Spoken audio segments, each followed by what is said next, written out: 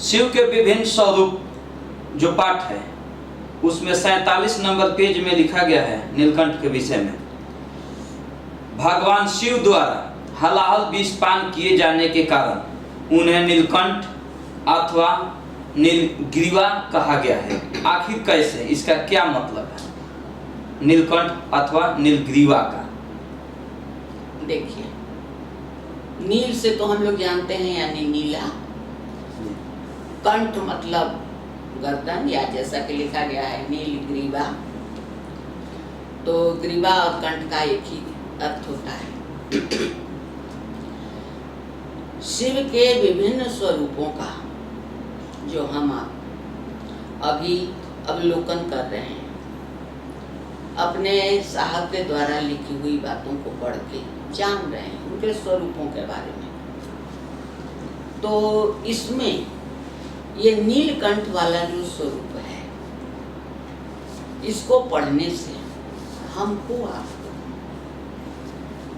सोचने पर विवश होना पड़ता है कि हमारे गुरु कितने दयालु हैं। जब समुद्र मंथन हुआ तो समुद्र मंथन में ऐसा पुराणों में उल्लेख आता है कि 14 रत्न निकले जो सभी देवी देवताओं ने आपस में बांट लिए, लेकिन सबसे पहले कालकूट नाम का विष निकला। वो विष इतना शक्तिशाली, इतना घातक था कि जब वो निकला तो उसकी जलन से लगता था सारा ब्रह्मांड जल जाएगा। अब सारे देव और दैत्य समुदाय सोचने लगे इसका क्या किया जाए।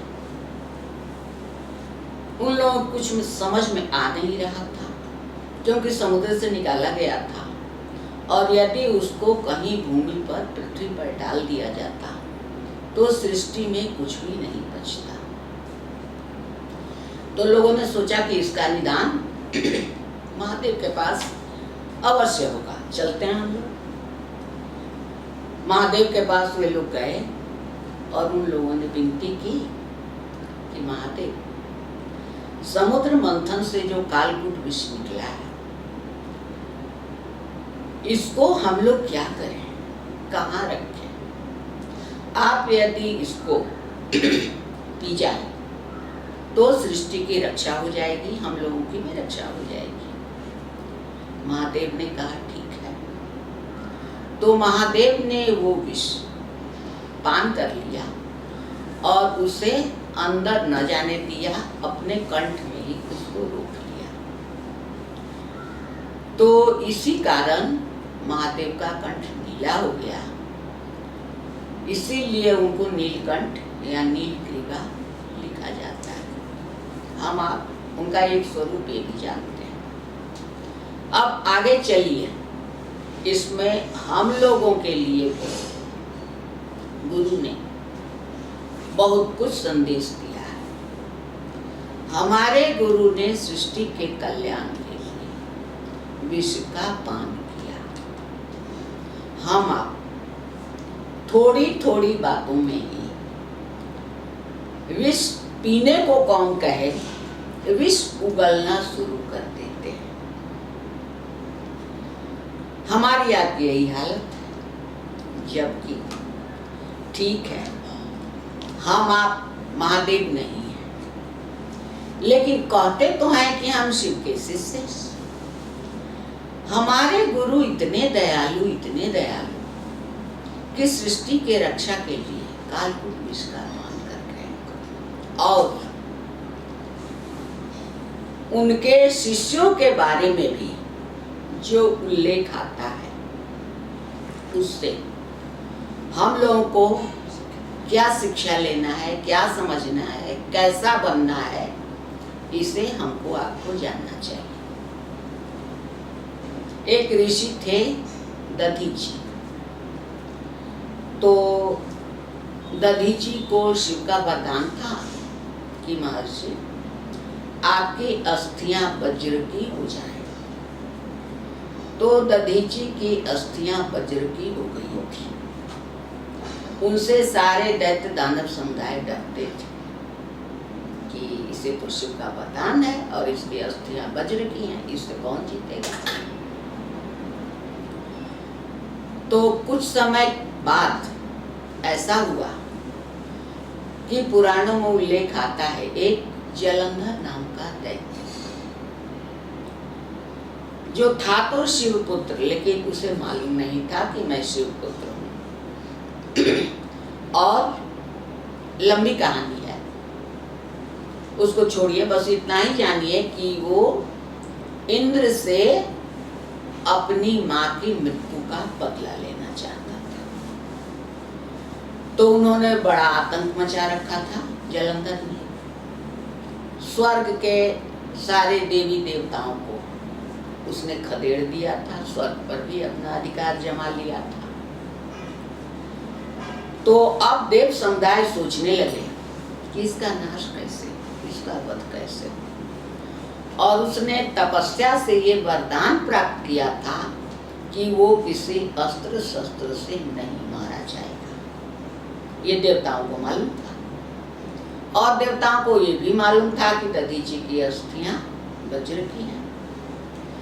तो उन लोगों ने सोचा कि अस्त्र शस्त्र से तो ये मरेगा नहीं, महर्षि की हड्डियों का यदि कोई अस्त्र शस्त्र यानी हथियार बनाया जाए, इससे इसकी मृत्यु संभव है। तो उन लोगों ने सोचा कि महर्षि से कहा जाए इसके कि दधीची से कि आप अपनी अस्थियां दीजिए। तो हिम्मत नहीं पड़ रही थी। पहले सारे देव समुदाय गए शिव के पास कि महादेव, दधीची तो आपके शिष्य हैं और उनकी अस्थियां वज्र की हैं। हम लोग अभी बहुत कठिनाई में हैं, बहुत कष्ट में हैं जलंधर के आतंक से। उसका वध संभव नहीं है क्योंकि उसे वरदान प्राप्त है, किसी अस्त्र शस्त्र से मरेगा नहीं। यदि महर्षि अपनी अस्थियां दे दे तो उससे उसका वध हो सकता है। महादेव ने कहा ठीक है, इसमें मैं क्या कर सकता हूँ, आप लोग जाके दधीची से निवेदन करिए, उनसे पूछिए। और तब तक महादेव जाते हैं दधीची के पास, कहते हैं महर्षि, देव समुदाय आने वाले हैं आपकी अस्थियां दान में मांगने के लिए। दधीची कहते हैं अपने गुरुदेव शिव से, गुरुदेव मैं क्या करूंगा। तो महादेव कहते हैं आप जो भी उचित समझें वो करिएगा। महादेव चले जाते हैं। फिर आते हैं देव समुदाय। उस समय महर्षि दधीची की पत्नी गर्भिणी है, वो मां बनने वाली है। उस स्थिति में देव समुदाय पहुंचते हैं दधीची से उनकी अस्थियां मांगने के लिए।